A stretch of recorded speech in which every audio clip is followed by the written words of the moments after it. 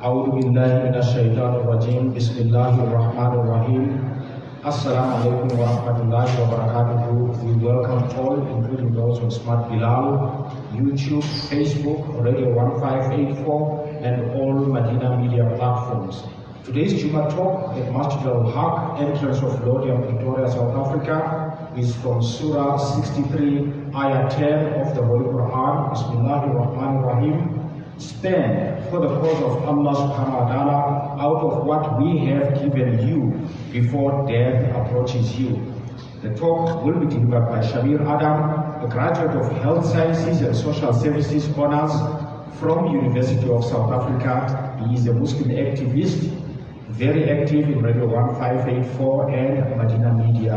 Assalamu alaikum wa rahmatullahi wa barakatuh.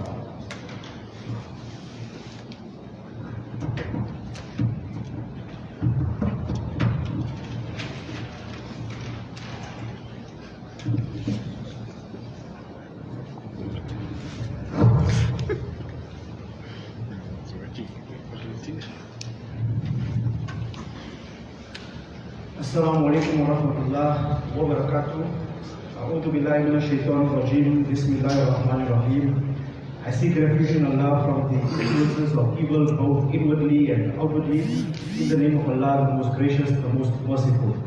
May His blessings and mercy be upon all the Anbiya alayhi salam, from the first to the last, their companions, friends, family, and all believers until the day of Qiyamah. In recent times, we have seen the mortality rate increase tremendously in our society and around the world. The past 1.5 years has been a very tough time for us. We have lost people, fathers, mothers, brothers, sisters, friends, colleagues. We have all been affected, directly or indirectly, by the loss of lives. As Muslims, we know that there is a year after, there is a day of accountability. This is why it is so important that when we do stand in the court of Almighty Allah, we do so under favorable circumstances. This is where the topic of Sadaqah Jariyah has become a pressing topic, and one that needs more clarity and one that needs more explanation. The literal meaning of this is good deeds that are running or continuous or ongoing. Bad deeds which continues to benefit a person for days, for months, for years, etc. Regarding this, Allah subhanahu wa ta'ala has given us important advice in Quran, Surah Munafiqun, which is Surah 63 of the Holy Quran, verse number 10.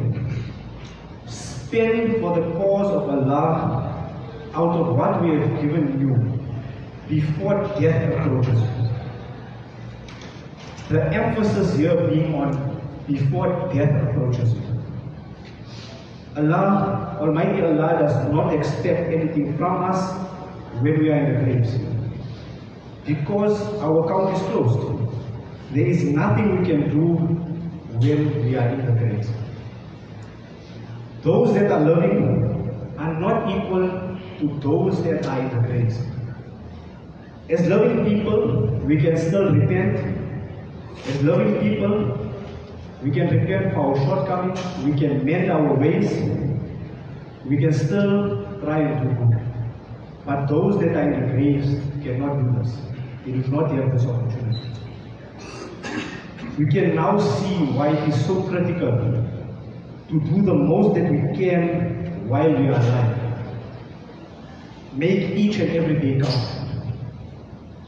The Sadaqah Jariyah that will benefit us after we have passed on is that good works that we did when we had the opportunity, when we could make those decisions, when we were living.